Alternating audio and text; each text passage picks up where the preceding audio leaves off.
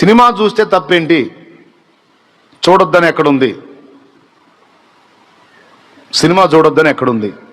Okay, నన్ను అడిగాడు ఓ brother, నేను అన్నాను ఎవరు చూడొద్దన్నారు అన్నాను. ఎవరు చూడొద్దన్నారు? పౌలు మహనీయుడు చెప్పాడు, అన్నిటి యందు నాకు స్వాతంత్ర్యము కలదు అని. అయితే ఒక్క మాట చూడు, చూసేటప్పుడు నీకు నిర్బంధం లేదు. అయితే ఒక్క షరతు, ఒక ఎదిగిన వ్యక్తిగా, ఒక మెచ్యూర్డ్ పర్సన్గా కొద్దిగా ఆలోచించు. 3 గంటల టైము, నీ జీవిత కాలంలో 3 గంటలు విలువైన సమయం. దాన్ని చూడటం వల్ల నీ లైఫ్లో ఒక 3 గంటలు ఖాళీగా ఖర్చు అయిపోయింది. నువ్వు దాన్ని చూడటం వల్ల ఆత్మీయ జీవితంలో బలహీనమైన వాళ్ళు కూడా చూడటం మొదలు పెడతారు. దానివల్ల వాళ్ళ టైం కూడా నష్టం. చూసినందువల్ల అది నీ ఆత్మీయతకి ఏమైనా దోహదపడిద్దా?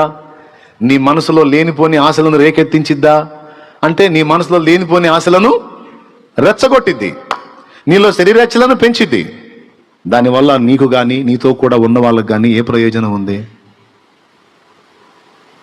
అవునా? అదే దేవుని పని చేసావనుకో, నీకు ప్రయోజనం, నీ చుట్టూ ఉన్న వాళ్ళకి ప్రయోజనం. ఆ 3 గంటల్లో కనీసం 1 గంట ప్రార్థనలో గడిపి, 1 గంట దేవుని వాక్యాన్ని గురించి డిస్కషన్ చేసి, 1 గంట సేపు నిద్రపో.